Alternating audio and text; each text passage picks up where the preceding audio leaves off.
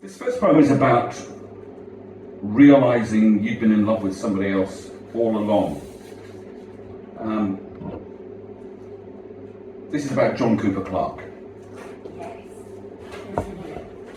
Will you let me be your Johnny Clark? I want to be the dog that barks, will be the voices in the dark, watching box sets off Pole Dark.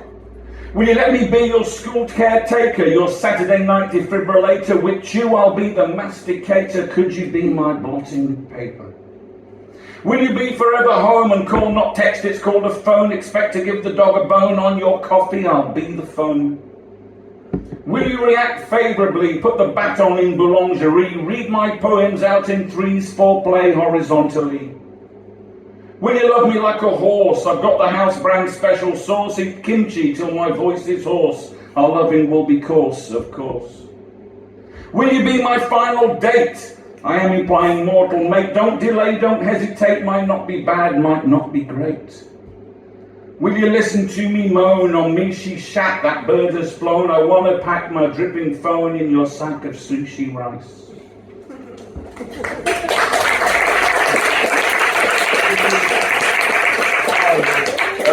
Trigger warning for this one, animal cruelty. No thanks, like anybody's going to go, oh yes please. Ever have a school hamster? No, must be a 70s thing. And we had a school hamster. You were issued a hamster in your class, and if you were lucky you got to take it home and look after it. Not all of the kids in my class were nice to that hamster. It's called Whiteout. The class pet hamster got the sick nickname of Marvin, not after the guitarist, but for his predecessor, found after the Easter holidays, starfished in a 5-litre tub of Marvin medium PVA glue. No one confessed, but it was a boy called Colin Tough. He was rough on the hamster we loved.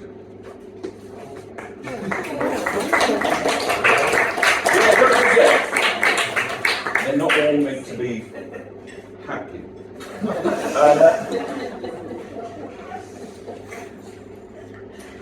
According to an article in the Times last week, the best time to have sex is 7:30 in the morning.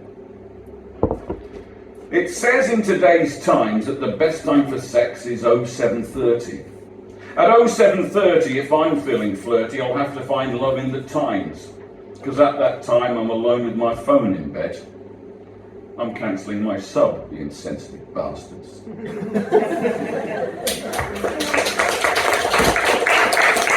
Contrary to what the class has been mentioned twice today, and I actually disagree. I don't think there's such a thing as a middle class. I think there's two classes. There's the class that has capital, and there's the rest of us who have to work for a living. I think that's the simple distinction. And the illusion of middle class is people who think they're one up on their neighbours and therefore must be resisted at all times.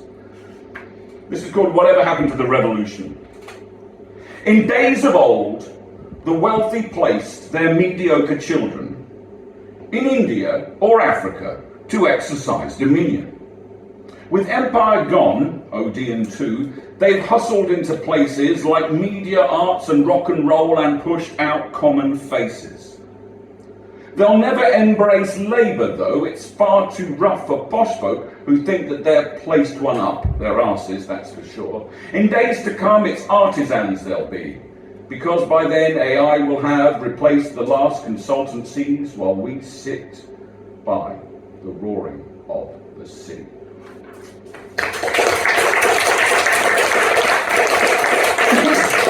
I'm rather improbably an Essex boy, but I come from the far end of Essex, which is almost Suffolk, and as such it has quite a distinct regional accent. I'm going to try and recapture my childhood accent for this poem, which is called Found Him Dead with an Acrobat.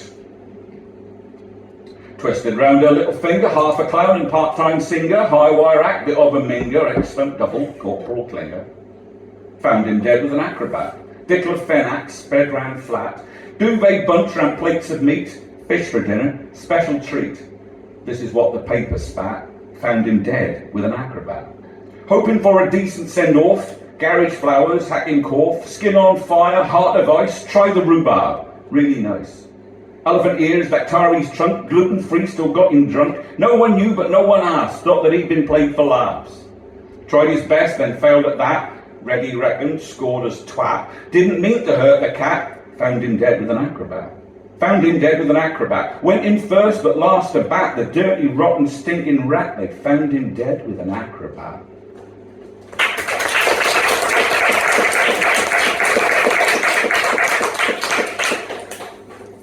I recently got a qualification in dementia, and this I'm going to regret saying. I'm regretting thinking it. When the certificate arrived, I realised I'd forgotten that I'd sat the course. But this is, and you're allowed to laugh about it if you've got a qualification. That's the way I look at it. Okay, this is called Forget-Me-Nots, and it's about dementia. Of all the stuff I've ever forgotten, some details never escape me. The last to leave, the air I breathe, our senses held in common. The scent of you, of morning dew and love in laundered cotton. What sun remains through fevered fog dances through my eyes. I am not gone, just cannot find the lyrics to my song. Please know that you can only guess at what I still retain, and if I rail against the world, it's never you I hate. For at the heart of all I am, I'm pretty much the same.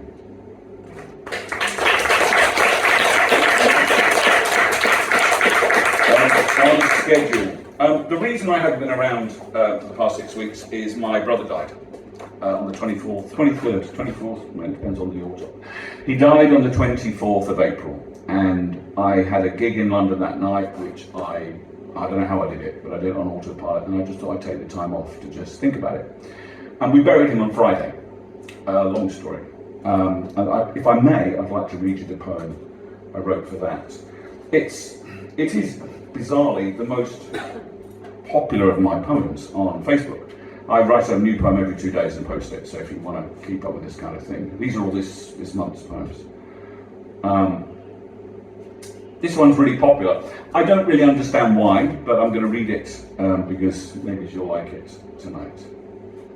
It's called You Were the Sunshine. From the summer of '67, you made quite an impression. With gifts of books, the Lover's Dictionary, translated in 4 languages, My Family and Other Animals in German, How to Study, annotated. In trips to the cinema every week throughout the summer when you came down from Cambridge, Dr. Dolittle is the only film I recall. Through travel, when you cleaned up my puke on a bus in the lakes, leaving me alone in Bern to find my way to your wife's family home in Switzerland, and your anxiety at all the hippies in Amsterdam. By encouraging me to see the world, to go to university and make my mark.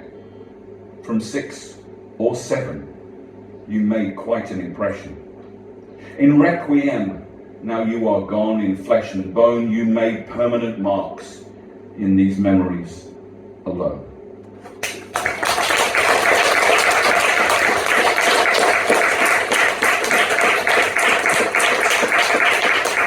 And finally, probably, it's this morning's poem, and again it's about Essex, international travel.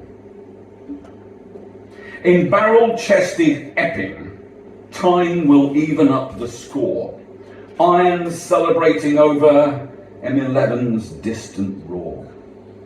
Bellies and Terrys, Poundland succession, amitriptyline queen bees, what retail depression. Suits shine in sunshine. After-save splashes, rednecks and bottlenecks, who did your lashes? Unleashing the least up to the Bassett, don't mind the police, try not to crash it. The silence is fleeting, as if quiet means no more. Lauren's not home tonight. M11's distant roar. Thank you ever so much for your...